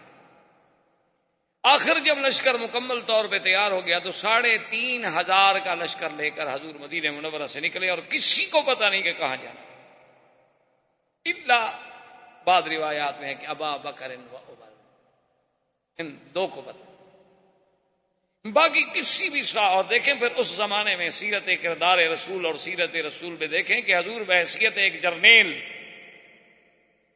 حضور نے حکم دیا کہ جتنے راستے مکے اور مدینے کے جانے والے، جتنے سڑکیں ہیں ظاہر کی، خفیہ، چوری کی، پہاڑوں کے اندر کی، سب پر اپنی سیکورٹی عمر اپنے حراس پہرے دار لگا دو. جو مدینے آنا چاہے اس کو مت روکو، آنے دو، اور جو مدینے سے نکلنا چاہے اور کہیں جانا چاہے اس کو پکڑ لو، اس کو نہ جانے. مقصد یہ تھا کہ جو باہر سے مدینے آ رہا ہے تو آ جائے اپنا کام کرے، لیکن جو مدینے سے نکل رہا ہے وہ کہیں مکے والوں کو جا کے بتا نہ دے کہ لشکر تیار ہو کے آ رہا ہے. سارے راستوں پہ حضور نے پیرے بٹھا دیے، اور اسی اسنا میں حضور پاک نے فرمایا یا علی، حضرت علی حاضر نے فرمایا زبیر بن العوام نے کہا حاضر یا رسول اللہ، انہوں نے فرمایا فاتوا روضۃ خاخ فإن بها ضعینۃ ومعها کتاب، کہ فلاں خفیہ راستے سے روضہ خاخ پہ پہنچو جلدی، وہاں ایک اونٹنی پہ ایک عورت جا رہی ہے، اس کے پاس ایک خط ہے جو مکے والوں کے پاس لے کے جا رہی ہے ہمارے خلاف، اس عورت کو بھی اور خط کو برآمد کر کے پیش کر۔ حضرت علی اور حضرت زبیر بن العوام نے اپنے ساتھی لیے اور گھوڑے دوڑائے اور دوڑ پڑے، اور وہ اونٹنی پہ جا رہی تھی، یہ گھوڑوں کا سفر تھا ماشاءاللہ، اور پھر گھوڑے دوڑانے والا بھی زبیر اور حضرت علی ہو تو گئے تو اسی جگہ روضہ خاک پہ وہ اونٹنی پہ جا رہی ہے، ایک عورت جا کے پکڑا، عقیفی ٹھہر جاؤ۔ یہ عورت بھی طوائف تھی، اناک اس کا نام تھا۔ جیسے بت پرستی بہت پرانی ہے نا، اسی طرح طوائف پرستی بھی بہت پرانی ہے، یہ بھی ابتدا سے ہے۔ تو اس کا نام اناک تھا، اور یہ بظاہر مدینہ منورہ میں آئی تھی مدد لینے کے لیے، حتیٰ کہ حضور کی خدمت میں بھی آ گئی۔ حضور نے فرمایا تم ادھر کیا کر رہی ہو؟ اس نے کہا رسول اللہ قتل رؤساء قریش، بڑے بڑے سردار جو تھے وہ تو بدر میں مارے گئے، اب ہم لوگ بھوکے مر رہے ہیں، کیا کریں، میں مدد کے لیے آئی ہوں، کیونکہ ہم لوگوں کو تو پیسہ سردار ہی دیتے تھے نا، وہ تو مر گئے۔ تو آپ نے کہا، حضرت نے کہا ماں کے کتاب تمہارے پاس ایک خط ہے؟ اس نے کہا لیس معی کتاب، میرے پاس کوئی خط نہیں۔ آپ نے فرمایا لا ماں کی کتاب، انہوں نے کہا میرے پاس کوئی خط نہیں۔ ہم نے کہا فتش، سامان کھولو، سامان کھولا، سارا سامان تلاش کیا، ایک ایک چیز ڈھونڈ نکالی، خط کوئی نہیں۔ زبیر بن العوام نے کہا کہ حضرت علی اگر خط ہوتا تو کہاں ہوتا، بھی ہم نے اونٹ کی پلان تک دیکھ لی ہے، اس کی گٹھڑیاں دیکھ لی، سامان دیکھ لیا۔ حضرت علی نے کہا کیا کہہ رہے ہو؟ ماں کسی پر رسول، سرکار دو جہاں کو جبریل نے جھوٹ نہیں بولا، وما کذبنا رسول اللہ، اور نہ اللہ کے نبی نے ہم سے جھوٹ بولا، اس کے پاس خط ہے۔ اس نے کہا علی واللہ لیس معی کتاب، میرے پاس کوئی خط نہیں، ایسے بلا وجہ آپ مجھ پر تشدد۔ حضرت علی نے فرمایا کہ بات سنو اناک، فخرج الکتاب واللہ لاجردنکی، اگر تم نے کتاب نہ دیا، وہ خط میرے حوالے نہ کیا، میں تمہارے کپڑے اتار دوں، پھر تلاشی کرو۔ اب ڈر اس نے کہا فاعرضا، اچھا، اس نے کہا بھی تم سارے ادھر منہ پھیرو، آخر میں عورت ہوں۔ دیکھو اس وقت کی طوائف کو بھی شرم ہے کہ کوئی مرد مجھے نہ دیکھے۔ آج کا فیصلہ آپ خود کر لیں۔ تو سب نے ادھر منہ پھیر لیا، اس نے بال کھولے، بالوں کے اندر خط چھپایا ہوا تھا، اس کے بال تھے بہت بڑے، تو بالوں کو لپیٹ کے خط اندر رکھ کے ایسے موڑا بنا کے اوپر مچان بنا کے اوپر دوپٹہ ڈالا ہوا تھا اس نے۔ اب وہاں کس کو شبہ ہو سکے جی اتنا خط ہے بالوں کے اندر لپٹا ہوا، اب تو نکال کے دے دیا۔ اس نے کہا چلو، حضور کی خدمت میں پیش کیا۔ وہ خط تھا حاتب ابن ابی بلتعہ، صحابی ہیں، انہوں نے خط لکھا تھا مکے والوں کو کہ قدم رسول اللہ، حضور کا لشکر آ رہا۔ حضور نے بلایا حاتب ابن ابی بلتعہ، آپ نے فرمایا خط تم نے لکھا ہے؟ اس نے کہا نام ہے، اناک کو دیا تھا۔ حضرت عمر تو جوش میں تڑپ اٹھے، اس نے کہا دعنی یا رسول اللہ اضرب عنق ھذا المنافق، حضور مجھے اجازت دے میں اس منافق کی گردن اڑا دوں۔ حضور نے فرمایا ماذا تقول یا عمر انه بدری وان الله اطلع الى اهل بدر فقال اعملوا ما شئتم فاني قد غفرت لكم۔ یا عمر کیا کہہ رہے ہو، یہ تو میرا بدری صحابی ہے، اور بدر والوں کے بارے میں تو اللہ کہہ چکے ہیں کہ جو کرو میں نے معاف کر دیا، تم کیسے قتل کر سکتے ہو اس کو؟ کہا حاتم کیوں لکھا تم نے؟ اس نے کہا یا رسول اللہ میرے بچے وہاں ہیں اور میرا کوئی نہیں ہے، واللہ خدا کی قسم ہے مجھے یقین ہے کہ اللہ آپ کی مدد کریں گے اور آپ کو فتح ہوگی۔ میں نے کہا خط کی ذریعے اطلاع دے کر قریشیوں پر میرا احسان ہو جائے گا تو میرے بچوں کا ذرا خیال کر لیں گے، میری بچوں کا لحاظ کر لیں گے، ان کو مدینے آنے دیں گے، اس کے علاوہ میرا کوئی مقصد نہیں تھا۔ انہوں نے فرمایا صدق، حاتم نے سچ کہا ہے، چھوڑ۔ حضور صلی اللہ علیہ وسلم کا قافلہ چلا تو اقرع ابن حابس التمیمی، بنو تمیم کا آدمی ہے، وہ پورے قبیلے کو لے کے آیا اور مسلمان۔ ابھی ماشاءاللہ حضور اس کی خوشی منا رہے تھے کہ اس کے بعد بنو سلیم جو ہیں 1000 گھوڑ سوار مسلح ہو کے آئے، انہوں نے کہا اشہدو اللہ الہ الا اللہ، حضور ہم کلمہ پڑھ چکے۔ اور پھر وہ اپنا عیینت ابن حصن جو تھا بنو غطفان کا، وہ احمق المتا، وہ آ گیا، اس نے کہا حضور اشہد اللہ الہ الا اللہ، یعنی ابھی حضور راستے میں ہے 10,000 کا لشکر. مدینے سے چلے تھے تو 3,500 تھے، ابھی 2-4 منزلیں حضور نے طے فرمائی ہیں اور قبیلے دوڑے آ رہے. 10,000 کا لشکر ہے، جرار، گھوڑ سوار، اونٹوں پہ سوار، سلاح، اسلحہ، مقاتل. حضور صلی اللہ علیہ وسلم نے لشکر کو چلایا اور آپ نے طائف کی طرف توجہ کی، کیونکہ مدینے سے راستہ جو ہے وہ اسی طرح آتا ہے، مکہ بھی آ جائیں، طائف بھی چلے جائیں، تو قافلے کو اس طرف چلایا کہ لوگ سمجھیں کہ طائف جا رہے ہیں. بنی حوازن، اب صحابہ نے کہا انہو یرید بنی حوازن، اب حضور کا ارادہ جو ہے بنی حوازن کے ساتھ جنگ کا ہے، کیونکہ وہ طائف کے راستے میں آباد تھے تو سب لوگوں کا دماغ اسی طرف چلا گیا کہ یرید بنی حوازن، یرید بنی حوازن، بنی حوازن کے ساتھ جا رہے ہیں، بنی حوازن کی طرف چل رہے ہیں. جب عین حضور صلی اللہ علیہ وسلم طائف اور بنی حوازن کے قریب آئے فامر اصحابہ ان یتجہوا الی مکہ، کہ مکے کی طرف رخ کرو. حضور صلی اللہ علیہ وسلم مکہ کی طرف چلے. آپ اندازہ کریں رازداری کا کہ مدینے سے قافلہ چلا رہے ہیں، قافلے میں 10,000 تو مقاتل ہے صرف، پھر بچے بھی ہیں، عورتیں بھی ہیں، اور مکہ شریف سے 4 میل کے فاصلے تک کسی کو پتہ نہیں چلنے دیا حضور نے کہ ہم مکہ جا رہے ہیں، ماں سوائے ابو بکر عمر. اب حضور صلی اللہ علیہ وسلم نے صحابہ کو حکم دیا کہ فتجہوا الی مکہ، مکہ کی طرف توجہ کرو.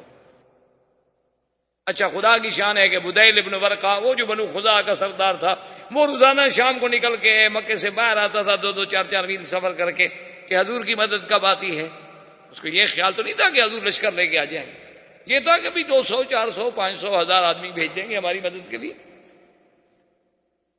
اسی اثنا میں ایک دن اتفاق کی بات دیکھیں کہ ابو سفیان نکلا، حکیم ابن حزام نکلا، اور ادھر سے بدیل ابن ورقہ نکلا. وہ ادھر سے، وہ ادھر سے، وہ ادھر سے، سب نکلے کہ مکے کے باہر جا کے ذرا معلومات کریں. کچھ معلوم ہوا تھا ابو سفیان کو کہ بھی کوئی لشکر جو ہے بنی حوازن کی طرف متوجہ ہے مسلمانوں کا. انہوں نے کہا دیکھیں تو صحیح، بھی واقعی وہ بنو حوازن کی طرف ہے، کہیں ادھر تو نہیں آ رہے.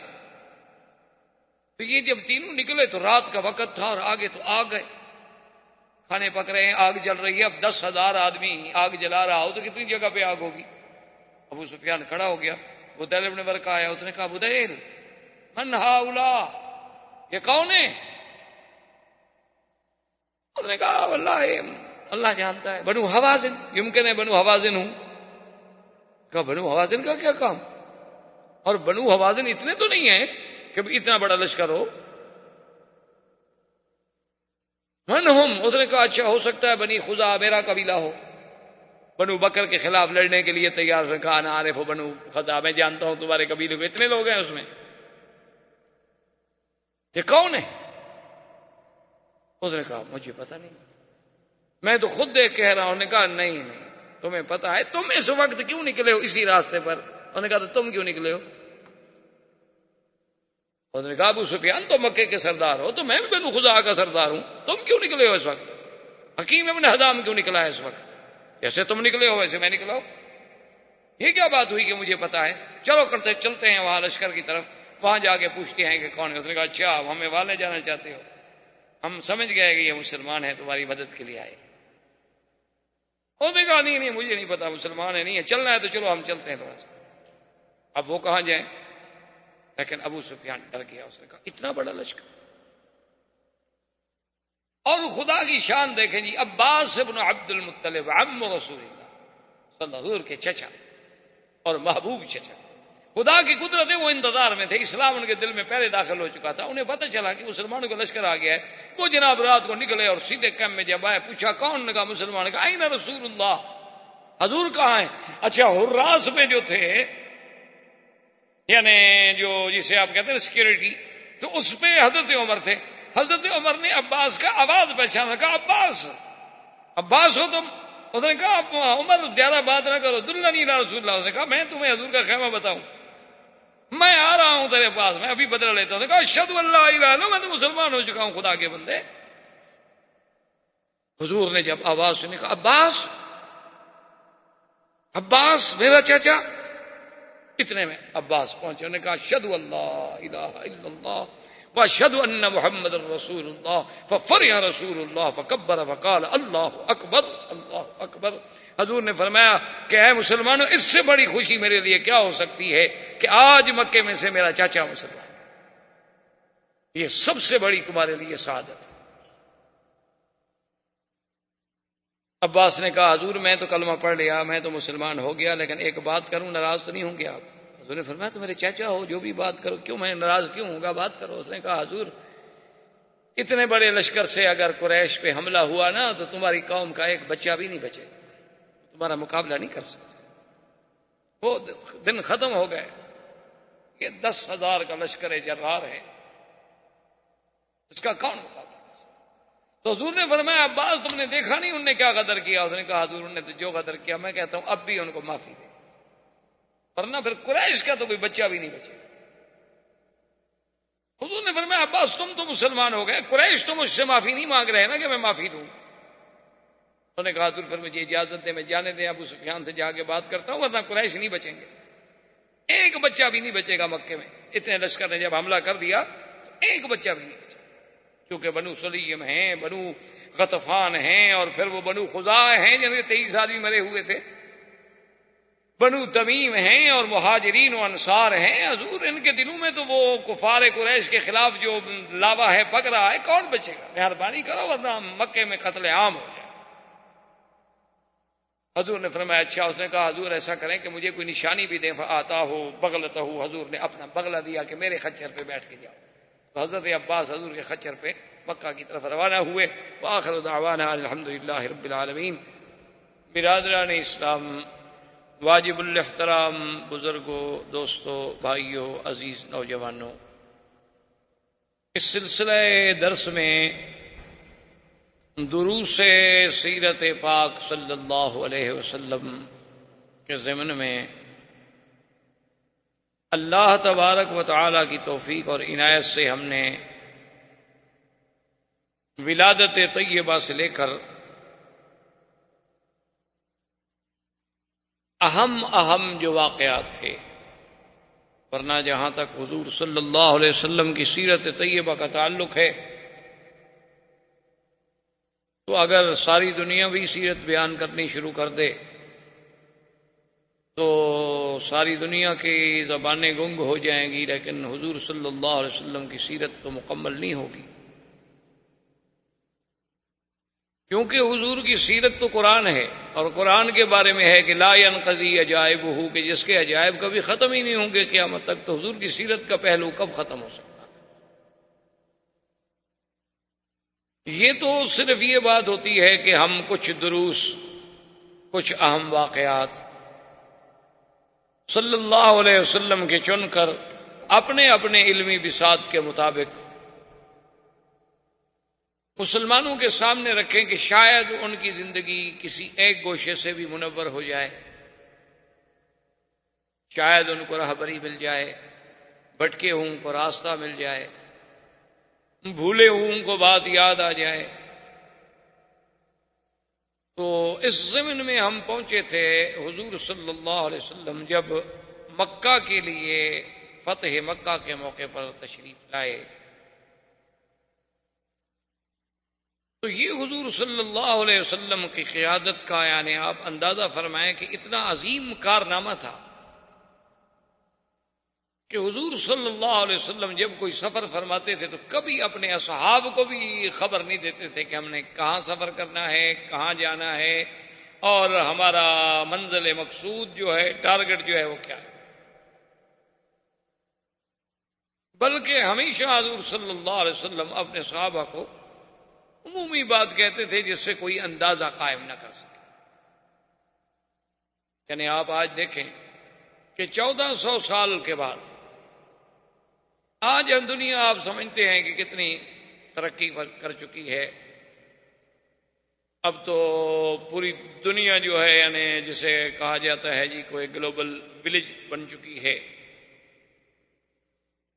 تو اس میں بھی یعنی ہم حیران ہوتے ہیں کہ ابھی 2 سال پہلے کی بات ہے کہ میں سفر میں تھا، تو وہاں کی حکومت نے، بہرحال اللہ نے جزائے خیر عطا فرمایا، میرا مقصد تو نہیں تھا، نہ مجھے پتا تھا، نہ میری خواہش تھی، نہ تمنا تھی، نہ مجھے علم تھا، تو گورنمنٹ نے کوئی سیکورٹی کا انتظام کیا، اسکواڈ یہ وہ کبھی حفاظت رہے، حالات ٹھیک نہیں ہے۔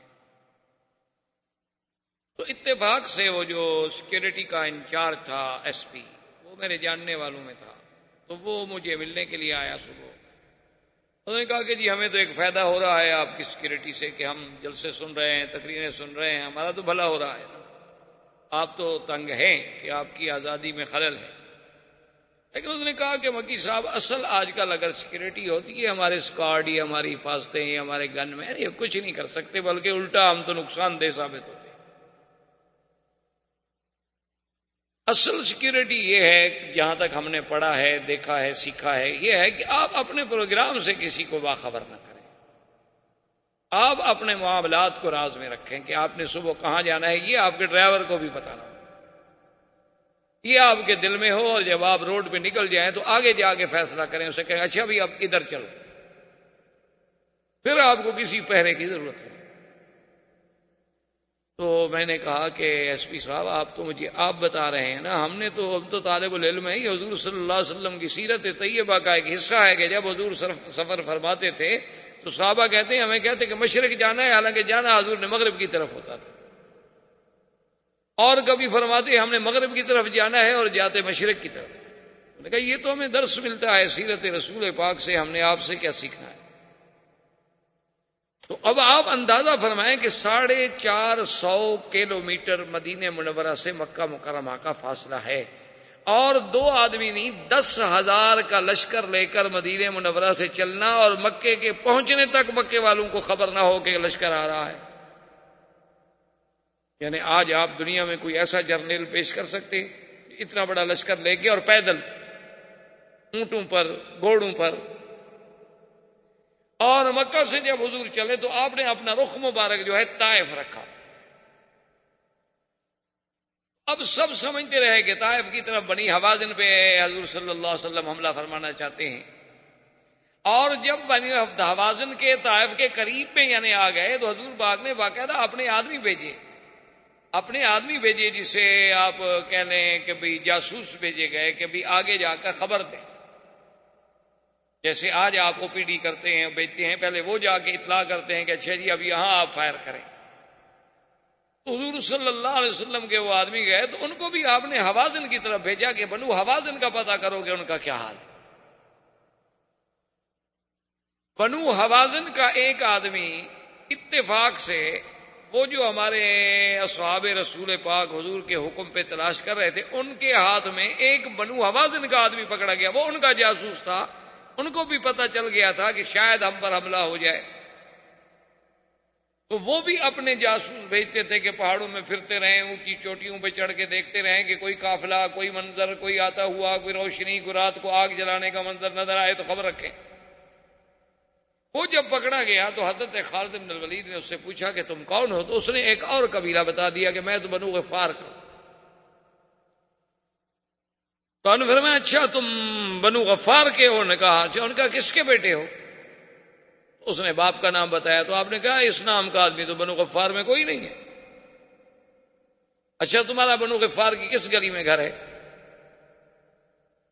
اب وہ بیچارہ بنو غفار کا تو گھر جانتا ہی نہیں تھا، تو بتایا کیسے؟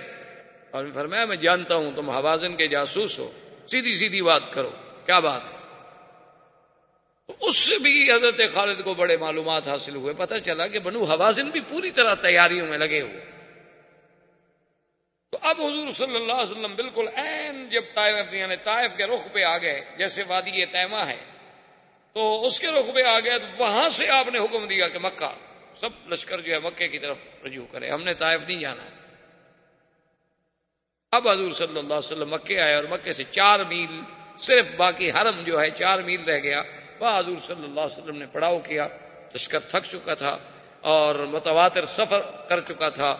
اور اتفاق کی بات یہ ہے کہ بدیل ابن ورقہ جو بنو خزاعہ کا سردار تھا، جو مدینہ منورہ گیا تھا حضور صلی اللہ علیہ وسلم سے مدد مانگنے کے لیے کہ حضور ہمارے ساتھ بنی بکر نے زیادتی کی ہے، ہم آپ کے حلیف ہیں، ہماری مدد کریں، اور پہلے انہوں نے سالم ابن عوف کو بھیجا تھا جس کے ساتھ حضور نے وعدہ کیا تھا کہ نصرت یا سالم۔ بدیل ابن ورقہ روزانہ رات کو مکے سے نکلتا تھا، انتظار میں تھا کہ اللہ کے نبی نے وعدہ کیا ہے تو اللہ کے نبی کا وعدہ تو ضرور سچا ہے، آپ آئیں گے، لیکن پتہ نہیں کب۔ اتفاق کی بات یہ ہے کہ ایک رات بدیل ابن ورقہ بھی نکلے، ادھر ابو سفیان جو مکے کا سردار تھا وہ بھی نکلا، اور حارث ابن ہشام بھی نکلا، یہ تینوں جو ہے نا اتفاق سے نکلے تو اپنے اپنے گھر سے، لیکن راستے میں اکٹھے ہو۔ ابو سفیان نے پوچھا بدیل ابن ورقہ سے کہ کیسے چلے ہو، کہاں چلے ہو؟ تو بدیل ابن ورقہ نے کہا تمہیں پتا ہے کہ میرے قبیلے کے لوگ مارے گئے، بنو بکر نے حملہ کیا، تمہیں پتا ہے اللہ کے حرم میں میرے 23 جوان مارے جا چکے ہیں، ہم تو اب رات کو اپنی اپنی قوم کو دیکھنے کے لیے نکلتے ہیں۔ یکدم جب روشنیوں پہ نظر پڑی تو اس نے کہا کہ ما ہاؤلا من ہاؤلا، یہ کیا ہے؟ تو بدیل ابن ورقہ نے کہا ہو سکتا ہے میرے قبیلے کے لوگ ہوں، بنو خزاع ہوں۔ اس نے کہا نہیں، بنو خزاع کو میں جانتا ہوں، ان کا اتنا عدد نہیں ہے، ہاؤلا اکثر، یہ تو زیادہ ہے۔ اس نے کہا اچھا یہ بھی ہو سکتا ہے کہ بھائی یہ جو ہے بنو سلیم۔ انہوں نے کہا نہیں نہیں، وہی نہیں۔ انہوں نے کہا پھر یہ کون ہے؟ حارث ابن ہشام نے کہا ابو سفیان معلوم یہ ہوتا ہے کہ ھذا محمد الرسول، یہ مسلمانوں کا لشکر۔ اس نے کہا کیسے ہو سکتا ہے؟ اس نے کہا کیسے ہو سکتا ہے، بہرحال اب تو ہو گیا۔ بہرحال حضور صلی اللہ علیہ وسلم تشریف فرما تھے، فقدم عباس ابن عبد المطلب، حضرت عباس آئے اور آگے حضور سے ملے، اور آتے ہوئے اشہد اللہ الہ الا اللہ واشہد ان محمد الرسول اللہ۔ حضور نے فرمایا میرے صحابہ خدا جانتا ہے کہ پتہ نہیں فتح مکہ کی مجھے زیادہ خوشی ہوگی یا عباس کے اسلام کی زیادہ خوشی، کہ عباس تو حضور کے چچا تھے، اب وہ رسول اللہ صلی اللہ علیہ وسلم، عبد المطلب کا بیٹا۔ حضرت عباس جب اسلام لے آئے تو اب حضرت عباس بھی سردار تھے، عبد المطلب کے بیٹے تھے، آخر ان کا ابو سفیان سے سب سے رشتہ داری تھی۔ اس نے جب دیکھا کہ لشکر کا یہ عالم ہے کہ 10,000 لشکر، اور جس میں ماشاءاللہ یعنی کم 2,000 جو ہے وہ گھوڑ سوار ہے فقط بنو سلیم کا، تو عبد المطلب عباس نے اندازہ لگا، اس نے کہا کہ بھئی اگر یہ لشکر عنوتن یعنی قوت اور زور سے لڑائی سے مکے میں داخل ہوتا ہے تو پھر قریش کا کوئی بچہ بھی نہیں بچ سکتا۔ اس نے کہا کہ میں کوئی حل سوچوں۔ اس نے کہا حضور اچھا الحمدللہ میں مسلمان ہو گیا، مجھے اجازت ہے میں ذرا ابو سفیان سے بات کروں؟ حضور نے فرمایا ہاں بالکل بات کروں۔ عباس ابن عبد المطلب دوڑے اور سیدھے ابو سفیان کے پاس، نے کہا ابو سفیان حال علم تھا، پتہ لگا ہے تمہیں کیا ہو گیا؟ اس نے کہا ہاں میں نے رات دیکھا ہے بڑا لشکر ہے۔ اس نے کہا بڑا لشکر نہیں، 10,000 مقاتل ہیں فقط، 10,000 آدمی صرف وہ ہیں جنہوں نے جنگ لڑنی ہے، اور اندازہ کرو کہ 10,000 جو آدمی صرف فوج لے آ سکتا ہے تو پیچھے بھی تو آخر مسلمان ہیں نا۔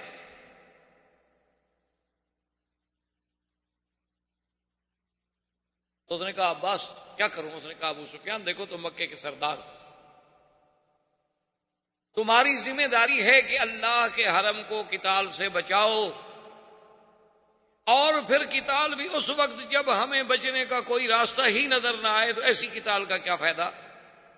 اور پھر تمہیں پتہ ہے کہ مسلمانوں کے دل میں غزوہ خندق کا داغ ہے، مسلمانوں کے دل میں ہمارا احد کا داغ ہے، مسلمانوں کے دل میں ہمارے ان کے حلیف جو ہیں بنو خزاع ان پر حملہ کرنے کا داغ ہے، وہ تو جلے بھنے ہوئے آئیں گے، وہ تو ہمارے بچے بچے کو تہہ تہہ کر دیں گے۔ ان کا ماذا افعل؟ اس نے کہا ایک ہی حل ہے کہ چلو حضور کی خدمت،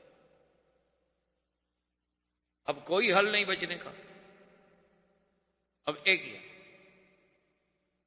حضرت عمر سیکیورٹی پہ ہیں اور عباس ابن عبد المطلب جو ہیں ابو سفیان کو لے کے آئے، تو جب عمر کی نظر پڑی ابو سفیان پہ تو انہوں نے کہا اچھا راس الکفر امامی، آج کفر کا سردار جرأت کر کے مسلمانوں کے لشکر میں آ رہا ہے. عباس وہیں سے زور سے بولے. انہوں نے کہا عمر اجرتہ قد اجرتہ، میں اس کو پناہ دے چکا ہوں، وہ میری پناہ میں ہے، ہمیں حضور تک جانے دو. اگر حضور نے ہماری پناہ قبول کر لی ٹھیک ہے، ورنہ تم جانو پھر ابو سفیان جانو.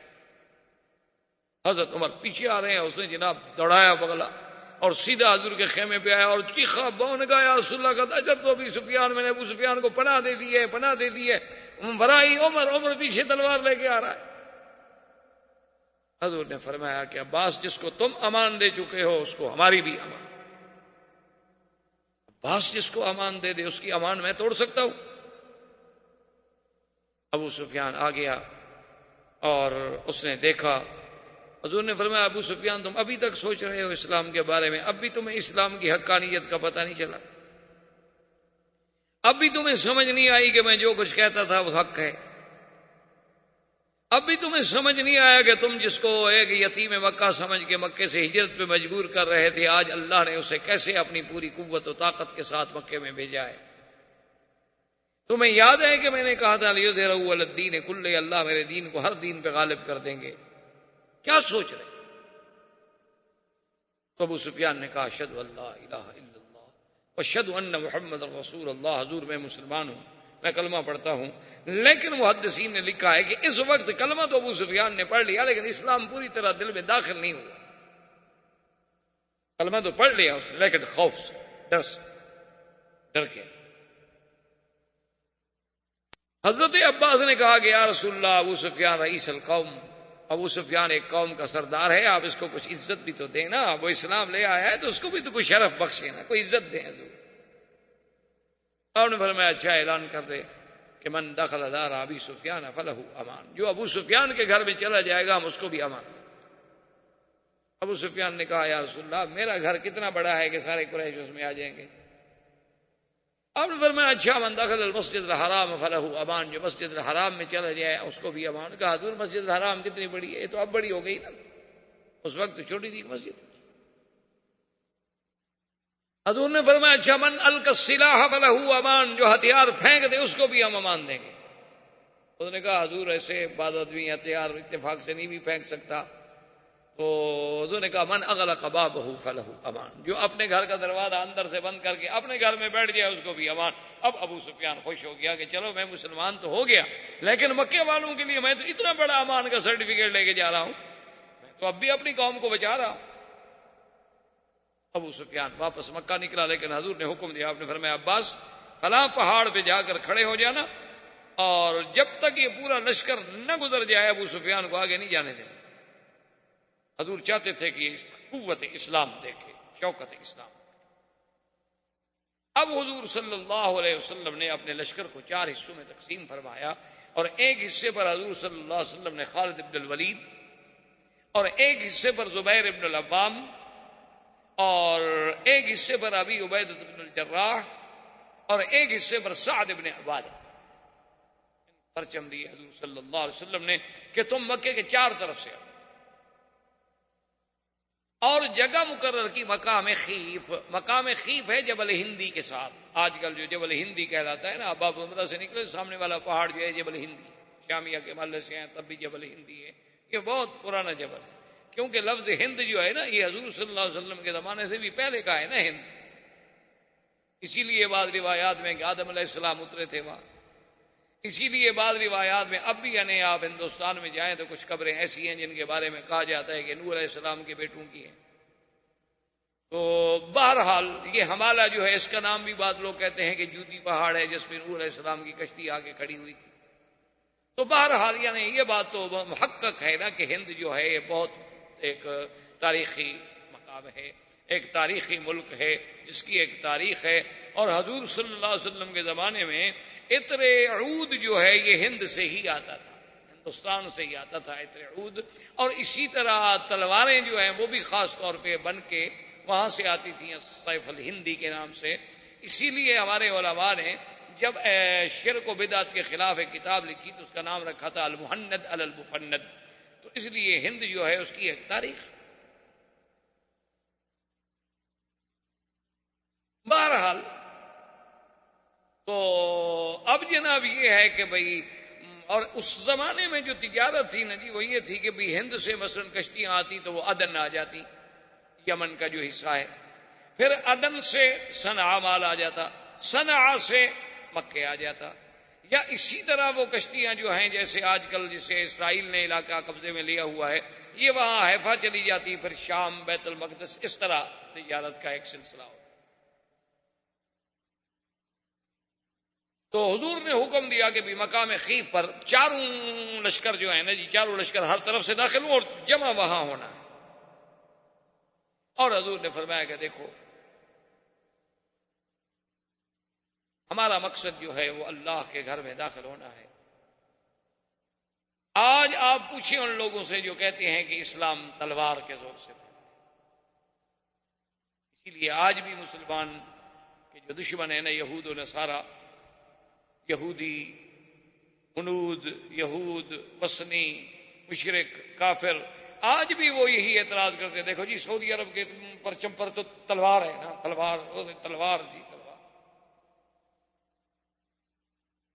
کہ اسلام تو تلوار کے زور سے، دیکھو جی ان کا تو پرچم بھی تلوار۔ تو یہ بات جو ہے دراصل، اور یہ اعتراض کرتے کون ہیں؟ جنہوں نے قوموں پر ایٹم استعمال کیے۔ یعنی آپ اندازہ کریں یہ کتنی غدار قوم ہے۔ مرغی ذبح کرنے سے تو ان کو رحم آتا ہے کہ جی ایک جانور ہے، اس کو مسلمان بڑے ظالم ہیں جی، چھری سے ایسے ایسے ایسے کرتے ہیں، بس کرن تو ختم ہو جائے یار، یہ بڑا ظلم ہے۔ یعنی مرغی کا تڑپنا تو ان کو ناگوار گزرتا ہے، لیکن کوسووا میں اگر مسلمان تڑپیں، البانوی عورتیں تڑپیں، عصمت دری ہو، کشمیر میں اگر 70,000 آدمی مار دیا جائے تو وہاں تو جی نہیں، ایسا نہیں ہونا چاہیے۔ اور الٹا مسلمان کو کہتے ہیں کہ تم یہاں کیوں آ گئے، تم تو ادھر تھے۔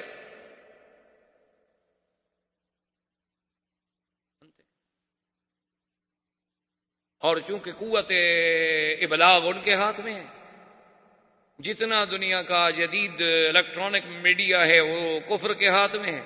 ہم مسلمانوں کے پاس کیا ہے؟ ہمارے پاس یہی ہے کہ شام کو VCR چلا کے کوئی فلم لگا کے بیٹھ گئے، بس دیکھ لی۔ ہمارے پاس یہ ہے، کوئی بہت زیادہ صالح بندہ بن گیا، ولی اللہ بننے لگ گیا تو مولوی مکی کی تقریر سن۔ ہمارا حال تو یہ۔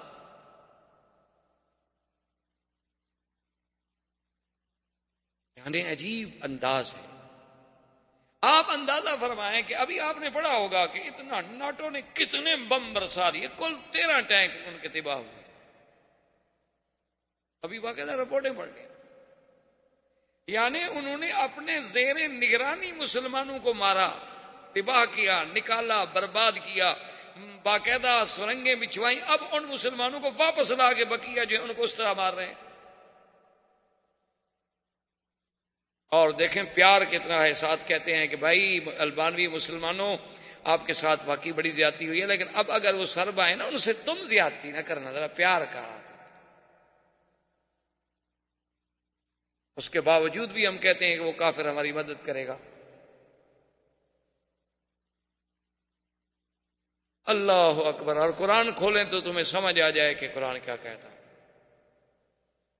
اللہ فرماتا ہے یبتغون عندهم العزہ، ان سے، کافروں سے تم مدد لے کے غلبہ حاصل کرنا چاہتے ہو، ان سے مدد لوگے، یہ آئیں گے تمہاری ٹیکنالوجی میں مدد کریں گے۔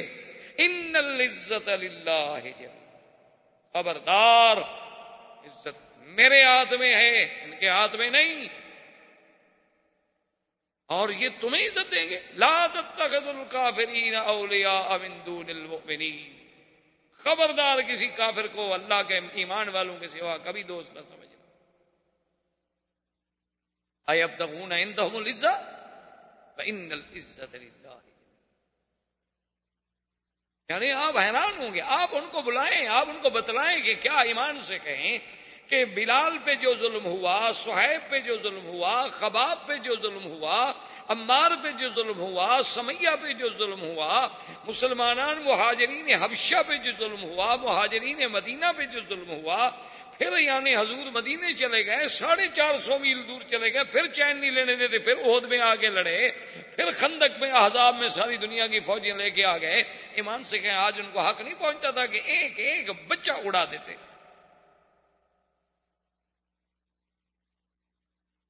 لیکن دیکھیں کہ حضرت سعد حضرت سعد نے جب پرچم ہاتھ میں لیا نا، حضور نے 4 پرچم دیے نا، ایک خالد کو، زبیر بن عوام کو، سعد کو، ابی عبیدہ بن جراح رضی اللہ تعالی عنہم کو، تو حضرت سعد نے ایسے غصے میں ایسے ایک دفعہ پرچم کو یوں ہلایا اور کہا لا قریش بعد اليوم اليوم یوم الملحمہ. میں نے کہا صحابہ تیار ہو جاؤ، آج کے بعد قریش کا بچہ نظر نہیں آئے، اور آج دن ہے ہم اپنے خون کا بدلہ لیں گے. حضور نے فرمایا ٹھہر جاؤ، فرمایا پرچم واپس کر دو. یہ دین تلوار سے پھیلا ہے. حضور نے فرمایا سعد کیا کہہ رہے ہو، الیوم یوم الملحمہ نہیں، الیوم یوم المکرمہ. آج عزت کا دن ہے، تکریم کا دن ہے. الیوم یعز قریش، آج اللہ قریش کو عزت دیں گے، ذلت نہیں. ہم کسی کو ذلت دینے کے لیے تو نہیں آئے، ہم تو عزت دینے کے لیے. واپس کرو پرچم واپس کیا. لیکن دیکھیں حضور صلی اللہ علیہ وسلم کی فراست، آپ جانتے تھے کہ سعد تو انصار کا سردار ہے، اگر اس سے پرچم واپس لے لیا ہے ہم نے تو انصار کے دل پر تو چوٹ لگے گی نا. تو حضور نے فوراً اس کے بیٹے کو بلایا، کیسے اپنے سعد کو پرچم دے. سیاست مدن پر کتنی نظر تھی میرے نبی کی صلی اللہ علیہ وسلم. آج تو آپ دیکھتے ہیں نا، الیکشن کوئی ہار جائے، ایک آدمی مر جائے میں نے، تو پھر جو سمجھدار پارٹی ہوتی ہے اس کے بیٹے کو ٹکٹ دیتی ہے، تاکہ پھر وہ ایشو بن جاتا ہے نا انتخاب میں کہ جناب وہ ان کا تو حق تھا نا جی، اس کا تو حق تھا نا جی، اس کا باپ ہی جناب پہلے ایم تھا نا، اب وہ مر گیا تو یہ تو سیٹ ان کی ہے جناب، اب یتیم سے چھیننا چاہتے ہیں یہ ظالم لوگ.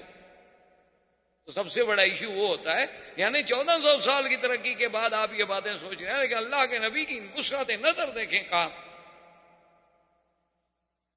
حضور نے وہ پرچم دے دیا اور اس کے بعد حکم دیا اور فرمایا کہ دیکھو خالد، لڑنا نہیں. من القى السلاح فله امان، جو ہتھیار ڈال دے امان. من اغلق بابه فله امان، من دخل دار ابی سفیان فله امان، من دخل المسجد الحرام فله امان. آپ نے فرمایا جو ابو سفیان کے گھر میں داخل ہو امان، مسجد میں داخل ہو امان، ہتھیار پھینک دے امان، اپنے گھر کا دروازہ بند کر دے امان، بوڑھے کو امان، عورت کو امان، بچے کو امان. الا عشرتن، فرمایا صرف 10 آدمی ہیں جن کو امان نہیں ہے، باقی سب کو.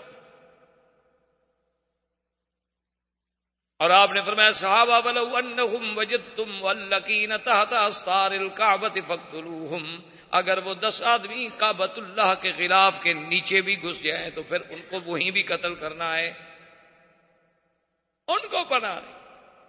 ان میں کون تھا؟ ایک اکرمہ ابی جہل کا بیٹا، اور ایک صفوان ابن امیہ، اور ایک عبداللہ ابن سعد ابن ابی السرح، اور ایک ہند زوجت ابی سفیان کی بیوی جس نے حضرت حمزہ کا کلیجہ چبایا تھا. حضور نے فرمایا ان کو نہیں، یہ تو اگر کعبہ شریف کے غلافوں کے نیچے بھی چھپ جائیں ان کو وہی مار دیں. اب سارے قافلے بڑھ رہے ہیں، امان امان امان امان، تو سارے مکے میں امان امان ہو گئے. صرف خالد ابن الولید جو ہیں یہ جس طرف سے آ رہے تھے، اس لڑکا وہ علاقہ شاید ابھی آپ لوگوں نے مکے میں رہتے ہوئے دیکھا ہو، جس کو ابھی آپ شیب عامر کہتے ہیں. جب آپ یعنی غزہ میں جائیں آگے جفالی سے پھر آپ رائٹ پہ جائیں تو شیب عامر سے جب آپ جائیں گے تو آگے علاقہ ہے ملاوی جسے کہتے ہیں. اس ملاوی کے تلے سے جب چڑھائی سے آپ اترے نا تو یہ جگہ ہے، اس کا نام ہے خندمہ. اس جگہ پر جب آئے تو اکرمہ نے کیا کیا کہ 20 25 50 آدمی اکٹھا کر کے وہ اسی علاقے میں کھڑا گیا. اس نے کہا کہ دیکھو جی بات سنو، حضور نے امان دے دی ہے، یا جو کوئی ہم تو لڑیں گے یا قتل ہو جائیں گے، یا کم از کم ہم زندگی میں جاگتے ہوئے نہیں دیکھ سکتے اپنی آنکھوں کے ساتھ کہ اللہ کا نبی مکے میں داخل ہو جائے. چلو زیادہ سے زیادہ مر جائیں گے اور کیا ہم لڑیں. تو وہ 50-100 آدمی لے کے وہیں کھڑے ہو گئے. اکرمہ اچھا خدا کی قدرت ہے، ادھر سے خالد آئے، آگے وہ ہتھیار لے کے کھڑا. احباب کرام، اس کے بعد اب آپ اس مبارک سلسلے کی CD نمبر 26 سماعت فرمائیں.